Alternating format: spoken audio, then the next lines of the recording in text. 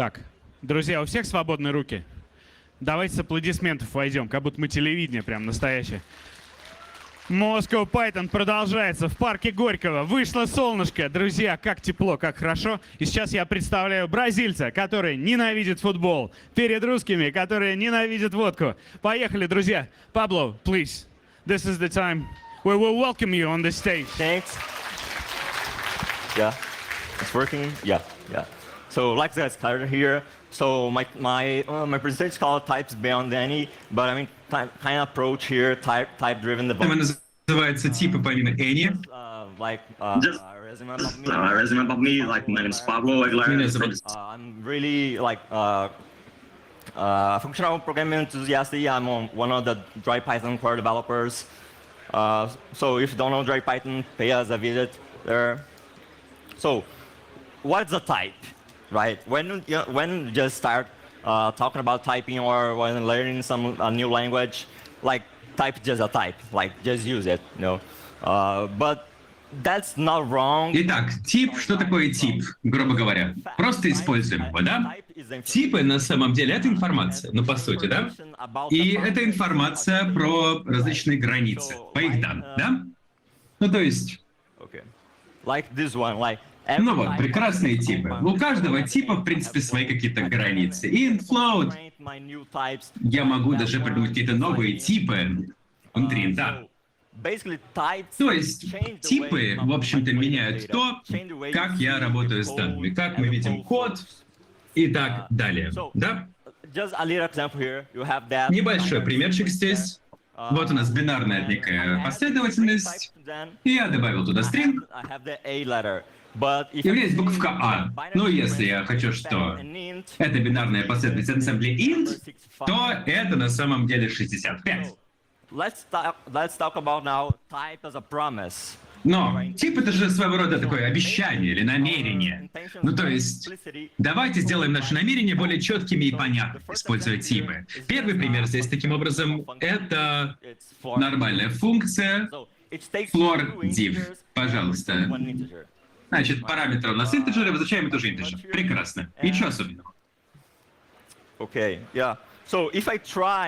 Если я попробую разделить 9 на 1, получу 9, 5 на 2 получу 2, 0 на 2 получу 0, и 6, если я делю на 0, получаю, что я получаю?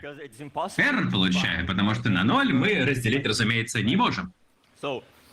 Тогда, как же мы можем разобраться с этой ситуацией, используя типы, вместо того, чтобы прописывать error-handling там какой-то? Нужно подумать о функциях. А функции могут быть либо тотальными, либо частичными. То есть, по сути. Функция тотальная, когда она работает для всех вообще возможных инпутов. Все, что я туда, там, грубо говоря, закидаю, все будет работать. Но функция моя частичная, когда она не работает со всеми возможными инпутами, которые мы только можем придумать. Что мы можем сделать в такой ситуации, чтобы получить лучший код и лучший подход? Мы можем, в общем-то, оставить как есть, и пользователи просто работают с исключениями, я могу как-то посмотреть, почему там, значит, why у меня null, и какой там exception поднять. И, соответственно, пользователи понимают, откуда эти exception в коде приходят. Либо мы можем сделать наш тип более явно, более эксплицитно, как я сейчас вам и покажу. Мы создаем новый тип, чтобы сократить скоп. Какой тип у нас тут будет? Такой, который сделает нашу функцию тотальной. То есть, чтобы она работала с любыми инпутами. И мы, соответственно, уберем, в принципе, нули из нашего кода.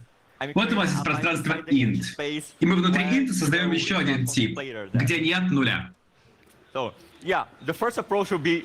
Первый подход будет, конечно же, type alias, потому что он может дать нам некоторый контекст про данные, с которыми мы имеем дело. Но type alias, в свою очередь, если вы не знаете, что это такое, это вот 0 нулевой равняется int.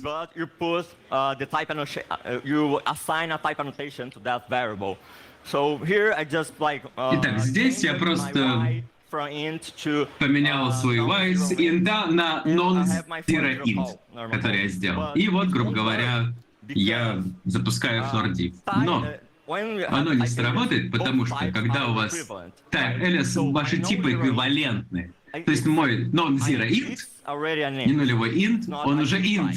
Понимаете, это не новый тип, это все равно int. Это тоже уже int. Поэтому давайте сделаем новый тип, используя typing.new_type из стандартной библиотеки.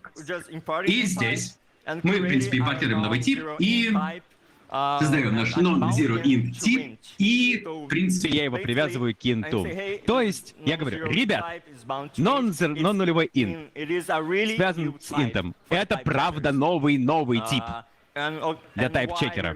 И y таким образом остается non-нулевым интом в дальнейшем. Итак. Итак, вот мы делим без остатка, прекрасненько. И у нас вот value будет 10. И мы думаем, сработает, не сработает, type-checker сработает, не сработает.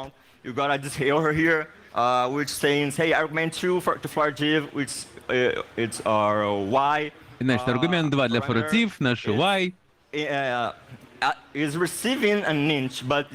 Значит, эта штука несовместима с интом и ожидает она не нулевой int. Как мы можем трансформировать наш int в не нулевой int? Здесь может быть два подхода. Первый подход, используя TypeGuard. Typing TypeGuard. Кто-нибудь слышал про TypeGuard? Сейчас покажу. Так вот, я могу декларировать функцию, и могу получить value, int, и type-аннотация, type-guard, в квадратных скобках, non-zero int. То есть, если функция возвращает нам 2, это не нулевой int. Но если true, вернее, возвращает, то это не нулевой int. А если она возвращает false, то значит, это был int.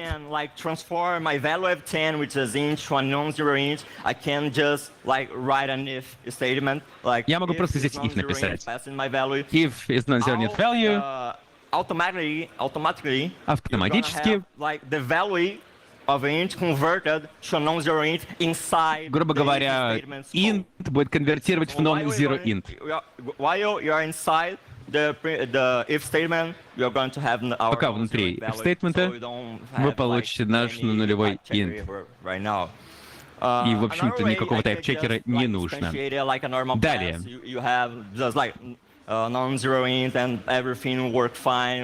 Все это может работать как обычный класс. Non-zero int и так далее. В этот раз эрроров не будет, однако я не могу декларировать мой non-zero int, передавая в него 0, если это у меня класс такой прекрасный. Как же я могу эту проблему преодолеть? Я уже новый тип тут закурировал, чтобы этой проблемы не было. Правильно ведь?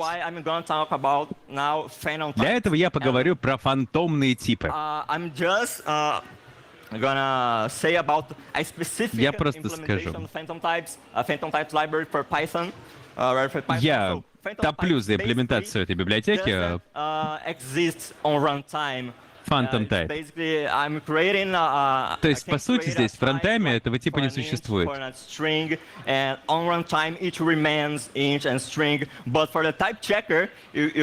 тайп-чекера этот тип будет содержать дополнительную информацию. Вот библиотека, которую я буду использовать Phantom Types. Как работает она? Очень похоже, на самом деле, на то, что у вас уже есть. Итак, my non-zero int, в принципе, то же самое. Я просто меняю тип аннотацию на boolean. Я создаю новый класс, и первый параметр этого класса — это int. То есть я говорю, что мой нулевой класс связан, завязан на скоп инта. Второй аргумент — это просто класс из библиотеки Phantom Class. И следующий аргумент я предикат здесь ставлю. Будет каждый раз проверять, этот тип, сработал ли предикат или нет. my for div functions remain the same. Итак, моя функция floor_div не изменилась. У меня точно так же нулевой int мой аргумент. И затем non-zero_int.parse, то есть функция parse, работает с моим предикатом, чтобы проверить, что все работает корректно. И если я пытаюсь парсить 0, я получаю parse error. И кажется, что это типа вот вы создали кучу каких-то штук, и в итоге у вас та же проблема, да? Потому что опять получается exception, если у меня 0. Так же, как и раньше, когда я делил, да? Но, когда вы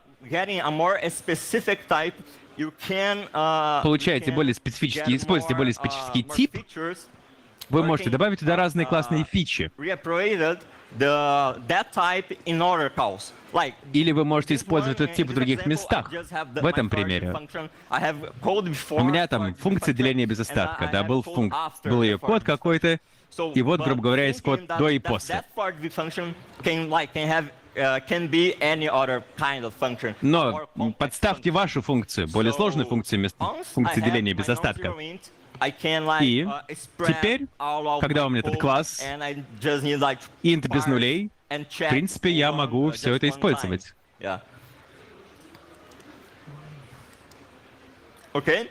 Далее. Я хочу показать вам, как фантомные типы будут работать, как будто бы они новые типы библиотеки тип. Я просто распечатаю. Тип y, тип y плюс y и тип x плюс y. И затем постараюсь провести, грубо говоря, сложение, операцию сложения. Вот что вы видите по результатам этого кода. Просто y — это у нас на нулевой int, но когда я пытаюсь понять мой аргумент y, параметр, добавляю что-то или переназначаю что-нибудь, мы опять получаем int. Почему? Потому что мы не можем обеспечить так, чтобы тип строго оставался таким, каким он должен был бы быть.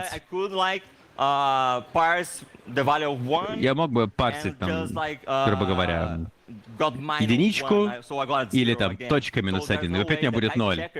То есть тип checker не может нам пообещать, что все будет работать. Мы потеряли эту информацию в нулевом инте. И снова получаем int. Если я попытаюсь здесь навесить единичку на y, у меня y не нулевой int, получится ошибка, а y получается int в такой ситуации. Таким образом, метод parse — единственный способ, в принципе, получить корректный тип. Okay, so basically, typing versus new type. То есть, тайпинг, new type, противовес фантомным типам, в принципе, это, по сути, одно и то же. Разница в том, что потом вы будете парсить данные, будете валидировать данные. То есть оба подхода на самом деле хороши, а это лишь способ, в принципе, понять, ну, вернее, это зависит от того, что вы хотите в вашем проекте. Далее. Все, что я сказал сейчас, может быть сказано о том, что вы хотите, чтобы в вашем приложении не было каких-то недопустимых состояний. Давайте больше поговорим об вот этих легальных, нелегальных, недопустимых состояниях. Я поговорю об алгебраических типах данных. ADT. В принципе, у нас есть два типа. Сумма и произведение. Сумма. Например, уровень сложности. Итак, предположим, у вас есть функция say difficulty level, которая получает уровень и вам говорит, а уровень — это просто string. in case my string is newbie, I И just gonna если print that is easy. And if my string is average, it's gonna print стринг у getting нас hard. ньюби, я напечатаю вам, типа, просто, а если у меня string average, то я вам напечатаю it is getting hard, то есть стал посложнее. То есть, я запускаю эту функцию say difficulty level и пишу, значит, то, что там должно быть. А если там кто-то напишет что-то такое какое-то неожиданное, типа awesome, офиген, что мы тогда будем принтить там? How can ensure that our function will always work? Как сделать так, чтобы наша функция всегда работала вне зависимости от инпута? Мы можем создать как раз сумма в Haskell. То есть уровень сложности — это имя типа, а дальше у нас есть тип конструктора типа, там новичок, средний и так далее. И я это уже видел. У меня есть enum. Давайте сейчас у нас, как бы, грубо говоря, как раз все это будет enum. Newbie и average. И теперь я могу поменять свою аннотацию типа по уровням от SUR до того или иного уровня сложности и здесь прописать параметры. Хорошо, но что если я добавлю еще один член здесь? У нас будет высокий уровень сложности, high. Что же тогда мы будем печатать? Да ничего не будем печатать, да? Но используя некоторые типы, особенно используя data-type checker, мы можем гарантировать, что каждый раз, когда мы добавляем новый член здесь или что-то меняем, мы будем знать, что мы печатаем. То есть, может быть, исчерпывающая проверка. Что такое исчерпывающая проверка здесь?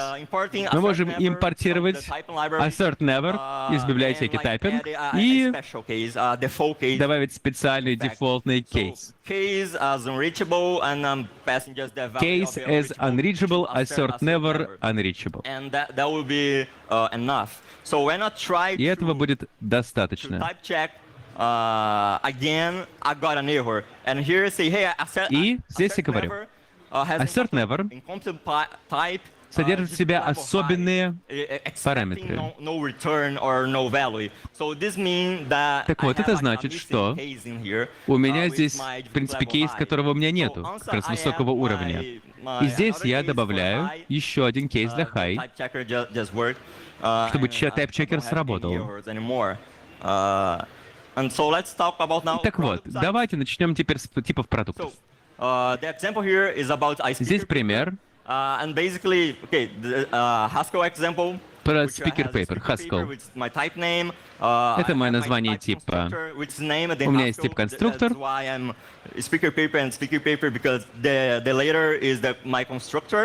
Speaker paper справа — это мой конструктор, там мои параметры. Может быть, стринги, уровень сложности, boolean и так далее. Но все это может стать лучше. Я могу использовать вот такой более понятный синтаксис. Имя, стринг, уровень сложности, объект, который мы уже прописали. Approved, не approved, boolean. И дата презентации может быть datetime, а может быть и нет.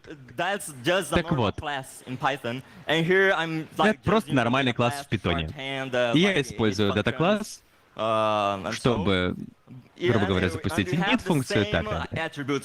И здесь те же самые атрибуты. Имя, стринг, уровень сложности, approved boolean, и дата презентации может быть datetime.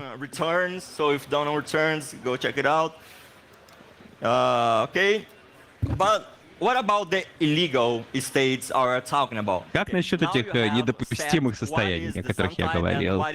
Итак, у нас есть тип сумма и тип произведения. Sum и product. Поговорим о примере speaker paper. Предположим, там нет даты презентации, потому что не подтвердили. Но если спикер мой подтвержден, то у него должна быть дата презентации. Так вот, теперь уже мы никак не можем избегать недопустимых состояний, говоря о типе. Итак, вот теперь у нас, грубо говоря, спикер, который делает презентацию по статье. Статья, значит, у нас подтверждена, а даты нет. Или у нас неподтвержденная статья для спикера, но у нас вдруг есть datetime.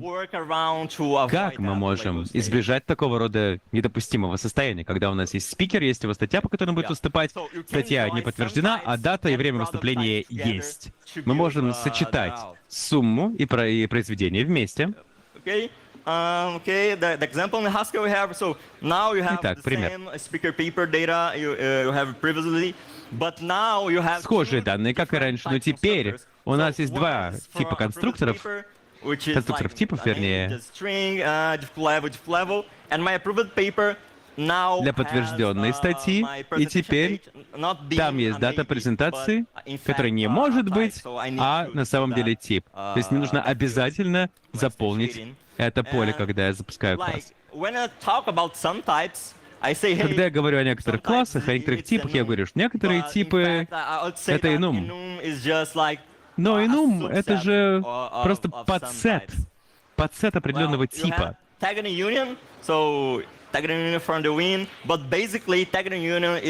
union — это же самое, что сам type. Если вы поищете tagged union, вы найдете, в принципе, информацию, что это тот же самый сам type.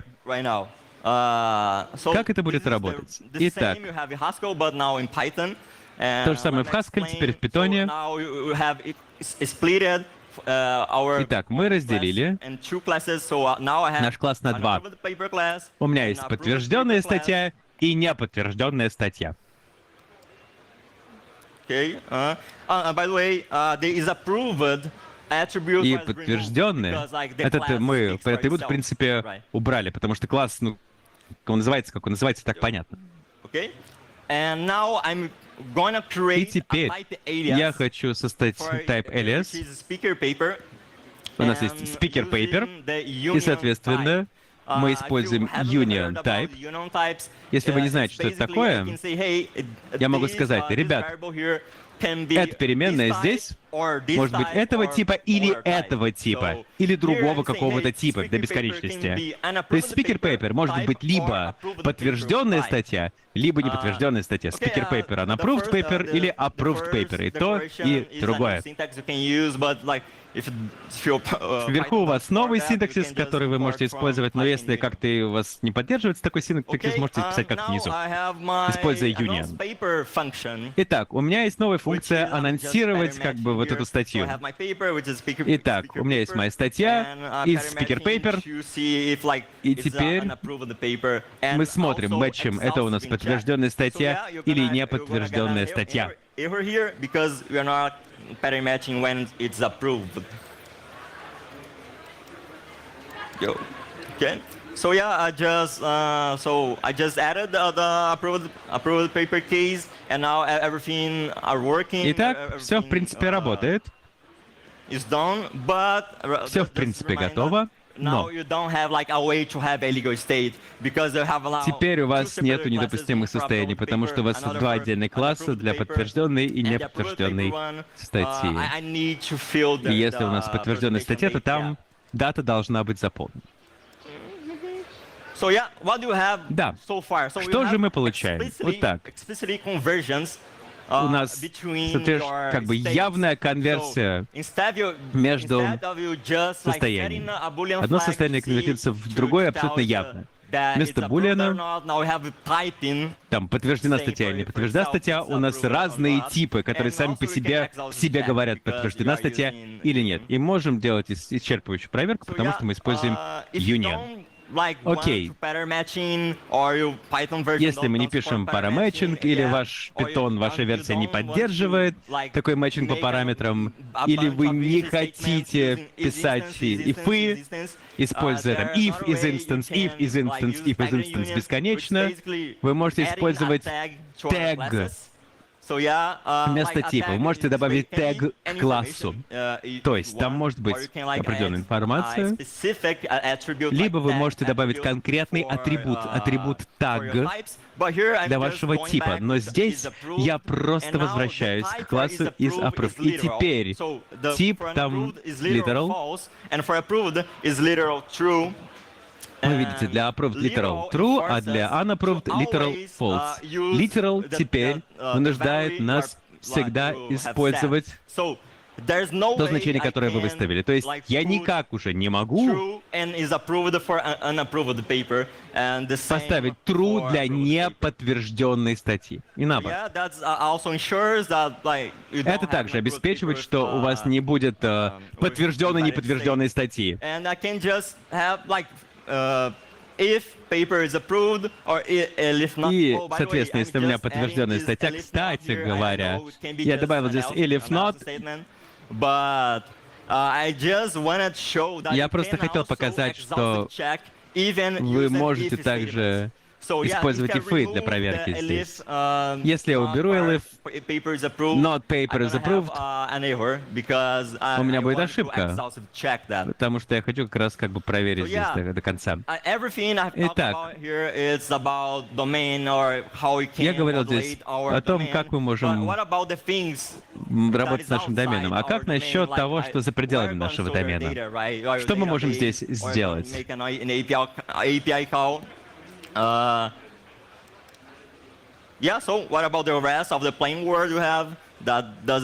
насчет всего остального мира, который, в общем-то, не в курсе про наши типы? Подумайте об этом. База данных словарь.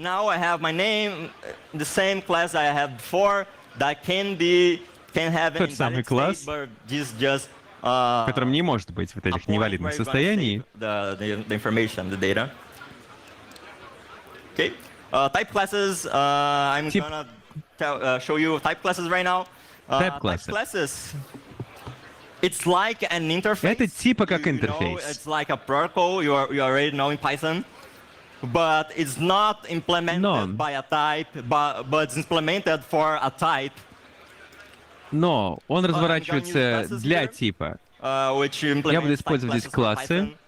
Just a basic use case here. So yeah, I'm importing type classes. Я импортирую тип класса из классов и использую декоратор в своей функции, которая называется «сохранить в базу данных» save to DB. И здесь save to DB — это мой тип класса, это мой интерфейс. Просто получает модельку, любой здесь может быть, и ничего он мне не возвращает. Так вот, для того, чтобы использовать, создавать инстанс type класса, я могу использовать мою функцию save to DB в качестве декоратора и передавать либо тип, либо класс approved and approved paper. То есть здесь я создаю инстанс для unapproved paper, и каждый раз, когда я запускаю save to DB с unapproved paper, будет работать вот эта функция. И здесь я просто прямо руками захардкодил из approved false, потому что я знаю, что если у меня unapproved paper, то is approved будет false. То же самое относится к approved paper. Если approved paper для approved, save approved paper, то approved paper будет true. И мы можем делать то же самое с тип-классами. And for it's approved, I can check if it is instance of approved paper. And to get my presentation date, I can just use the get. И для того, чтобы получить дату презентации, я могу использовать get атрибут, найти дату презентации.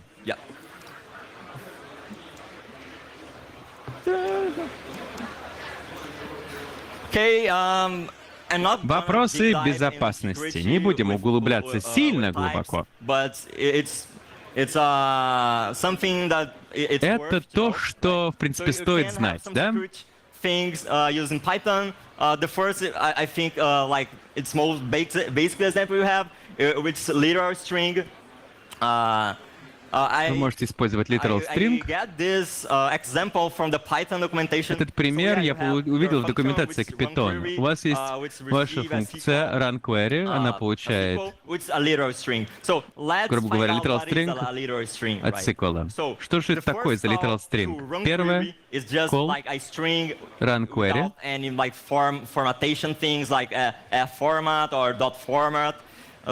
Format, dot format. Это literal string, то есть то, что, по сути, human interaction. Человек никак не поменял. Как-то человек не вмешался, ничего там не поменял. Второй call, literal string. Здесь уже нет проблемы у меня.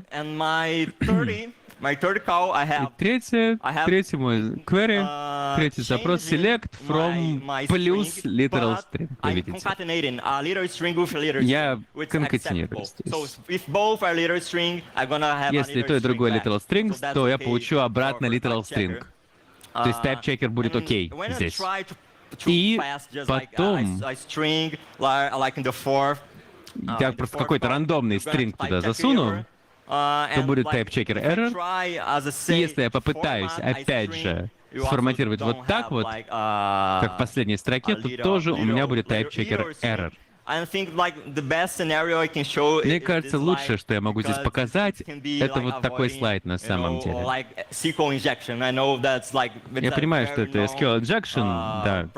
Это очень известная проблема, с которой вы часто сталкиваетесь, но порой я вижу, как люди просто не обращают на это внимания, к сожалению. Type-checker здесь может нам помочь. Итак, вы можете также при помощи типов следить за какими-то важными чувствительными данными. Вы можете использовать Paiza, это часть Pyre, а Pyre — это мета, это type-чекеры.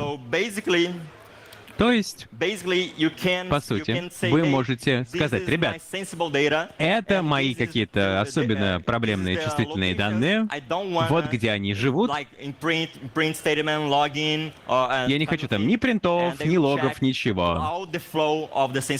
И, соответственно, вы сможете проверить, как происходит обращение с такого рода деликатными данными, чтобы вы там случайно не распечатали там какие-то свои пароли и так далее. Ну и завершаем. Все, что мы обсуждали, относится к бизнес-доменам нашим. Мы должны действительно сделать бизнес-домен, который нормально, четко спроектирован, сделан, как бы с нормальной архитектурой и так далее. Я не говорю, что вот никогда у нас не должно быть недопустимых состояний, и должны делать ровно, как я показал вам. Но классно, когда у вас все смоделировано здорово и хорошо сдокументировано еще при этом. Тайп-чекинг не значит, что у вас багов не будет. Конечно, будут. Даже с тайп-чекером вам нужно писать юнит-тесты, интегрейшн-тесты и так далее. То есть здесь какой-то волшебной палочки, конечно, нет. Но типы, они дают нам более явственную и четкую документацию о поведении кода и соответствующим требованиям. И рефакторинг будет попроще, если вы хорошо смоделировали ваши типы. Это действительно просто будет. Я работаю с приложением, которое использует только словари. И, в принципе, документация dict any, то есть вообще не понимаете, что там происходит. И небольшая рекомендация: посмотрите на beer type. Это наш runtime type-checker. Стоит поглядеть. И за сим благодарю Moscow Python Conf и спасибо PhD за то, что пригласили меня. И вот этим прекрасным людям тоже большое спасибо за то, что они работали со мной. И за то, что они помогли мне составить эту презентацию. И Полина, кстати говоря, спасибо тебе тоже. Она мне очень помогла, в принципе, приехать в Россию по добру, по здорову. Если вы хотите почитать побольше о том, что я написал, вот здесь есть некоторые ссылки. Я бы хотел очень порекомендовать. Спасибо. Вот эти ссылки вам, первые 4 особенные, спасибо. И, пожалуйста, поставьте рейтинг моей презентации. Thank you, Pablo. This is the big difference between... Пабло, спасибо. Большая разница между русскими спикерами и нерусскими спикерами. Русские никогда не говорят спасибо лично людям, да? Но мы скоро, конечно, изменим наше поведение к лучшему, обещаю. Так, вопросы к Паблу, пожалуйста. Hello, I'm Dennis from Raiffeisen Bank. Привет, Денис из Райффайзена. Вы меня, наверное, знаете. Very impressive speech. Thank you. Впечатляет, спасибо. Мне очень понравилось. Haskell references was top.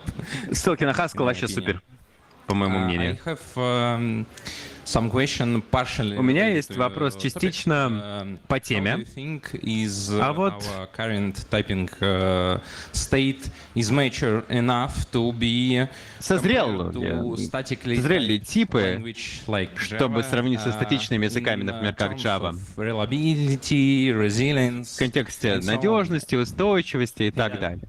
Yeah, sure. Дозрели ли наши классы до I сравнения think с такого рода языками? Okay, the most like opinion I can have here, like you won't have like typing things like Java because like more. Ну, конечно, у вас не будет как в Java, потому что Python, экосистема Python и, по сути, Python все-таки динамичная история, да? But yeah, like I don't know about reliability because Я не знаю everything насчет is just надежности, information. Like потому что typing, все это you- просто when I информация. add Типы, a type annotation is just когда я добавляю information. аннотацию You're какого-то gonna, типа, это просто like, информация. You don't gain anything. Вы ничего особо от этого не Yeah, получаете, да? It's just like for type checking before you run your code and put your code Ну, to это the просто для production. тайп-чекинга, до того, как вы код That's запустите в it. продакшн, его отправите. Ответил я на вопрос. Any more questions? Еще вопросы к Пабло? Good. You can ask them. Хорошо, можете попытать Пабло побольше, попозже, после презентации. И потом, Okay. соответственно, получите приз за лучший вопрос. Oh, by the way, if you want to have me in touch, just drop me a message on Telegram. That's my. Кстати my говоря, username. если хотите пообщаться, напишите мне в Телеграм, пожалуйста. Вот, в принципе, мой ник. А я Эрик, привет. Я хотел спросить вот что. I want to ask you, do you try to use Pydantic library? Pydantic, вы пробовали такую библиотеку?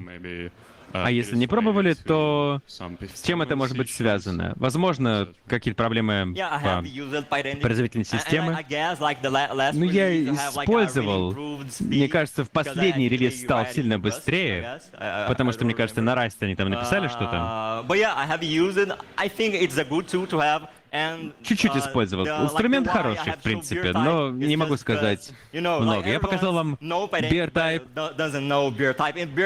Не все знают beer type просто. Beer type на самом деле это хорошая замена, мне кажется, для такой библиотеки, потому что как раз beer type, в принципе, как раз это может сделать. Oh, sorry, can you repeat, please? Повторите, пожалуйста. Because validators, Валидаторы, there are in Pydantic very cool thing. Pydantic, они очень классные, просто. Did you think so? Yeah, Как ты думаешь? I think Pydantic starts just like Pydantic, type-checking on time and в принципе, там это похоже на тайп-чекинг. В райтайме, то есть валидатор действительно вот становится своей как бы библиотекой в такой хорошей в себе. Да, спасибо. Рядом прям. Ага. Hey, hello.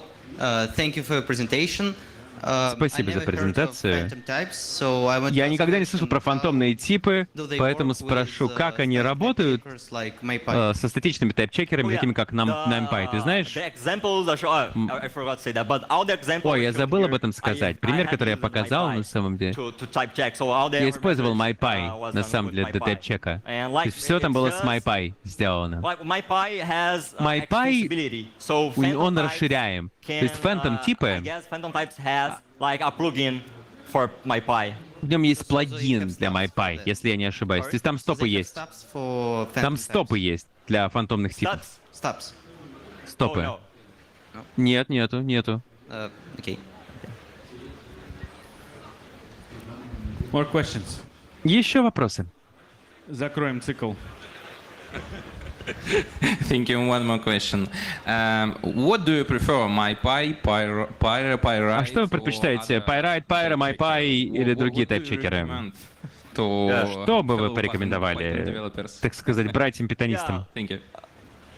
MyPy. For sure, MyPy. MyPy, ребят. Like, Стопудово MyPy. even like MyPy is from Python Software Foundation, so I think like Да, понятно, что MyPy от Python Software Foundation. Мне кажется, это хорошая штука. Возможно, Никита что-то скажет про MyPy не такое хорошее, да? Yeah, but I really recommend like MyPy because it's mostly. Я предпочитаю MyPy, потому что он широко используется сейчас. В общем-то, как и Pyro на самом деле. Мне кажется, за пределами мета никто Pyro не использует, если честно. Pyrite, не знаю, он тебе просто есть. Но MyPy я вам искренне рекомендую. And one more question, Еще один вопрос. because we have time and it's good. Потому что есть время, и это хорошо. Oh, We actually hello. have 10 more minutes for questions.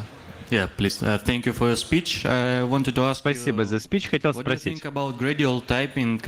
А как насчет You want to insert types Gradual typing. everywhere in your code, or you лучше prefer вставлять insert типа вообще types, везде в коде? if you need this in this case?